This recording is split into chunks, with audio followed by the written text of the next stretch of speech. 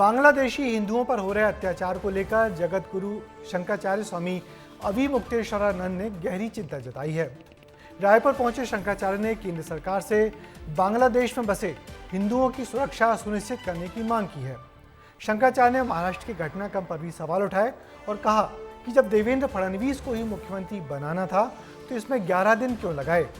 शंकराचार्य ने कुछ और भी बहुत से ज्वलंत मुद्दों पर बेबाक बयान दिए। सुनिए क्या कुछ बोले शंकराचार्य। जगत गुरु शंकराचार्य स्वामी अविमुक्तेश्वरानंद रायपुर पहुंचे थे, जहां वो आश्रम में पूजन और आशीर्वाद समारोह में शामिल हुए।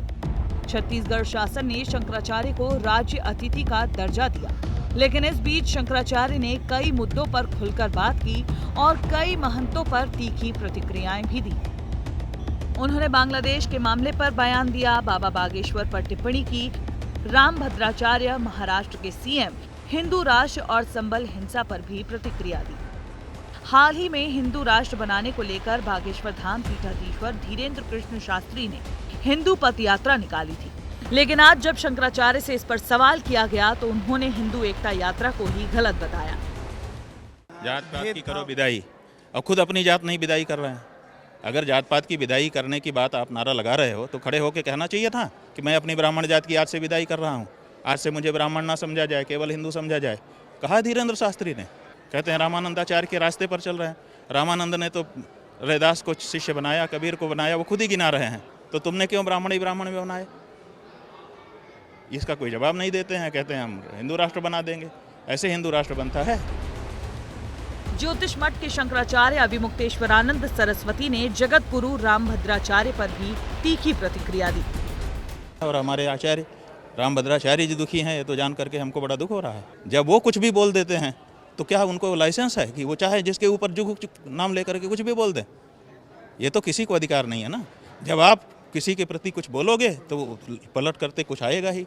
तो हमको भी, हमने लंबा समय तक धैर्य धारण किया। दरअसल दोनों के बीच धारा 370 को लेकर दिए बयान पर बहस चल रही है। शंकराचार्य ने धारा 370 बहाल करने का बयान दिया था, जिस पर जगत गुरु भड़क गए थे। इतना ही नहीं, आज बांग्लादेशी हिंदुओं पर हो रहे अत्याचार को लेकर शंकराचार्य ने चिंता भी जाहिर की। बहुत चिंता की स्थिति है और इस बारे में कम से कम भारत को खड़ा होना चाहिए, क्योंकि भारत को हिंदुओं का देश कहा जाता है और पूरे विश्व में रहने वाले जो हिंदू हैं वो जब समस्या आती है तो भारत की ओर देखते हैं। जैसे किसी छोटे बच्चे के ऊपर जब समस्या आती है तो माँ बाप की ओर देखता है, उसी तरह से पूरे भारत के हिंदू किसी समस्या के आने पर भारत की ओर देखते हैं।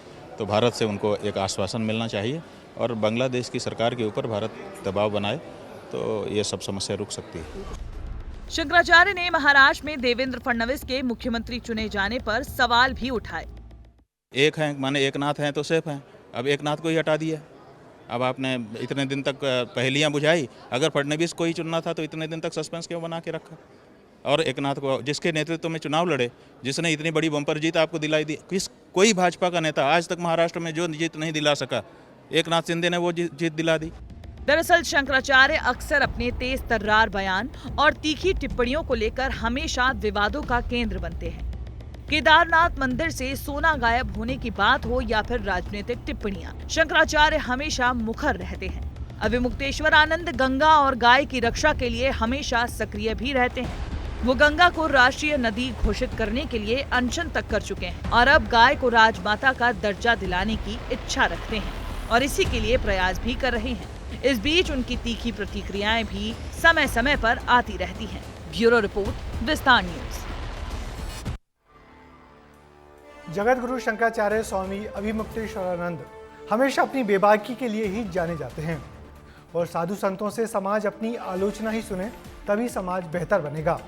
समाज और सरकार को आईना दिखाना ही बड़े संत का काम होता है और यदि संत भी सरकार और अफसरों की जय जय करने लगेंगे तो लोग उनको सुनना ही छोड़ देंगे।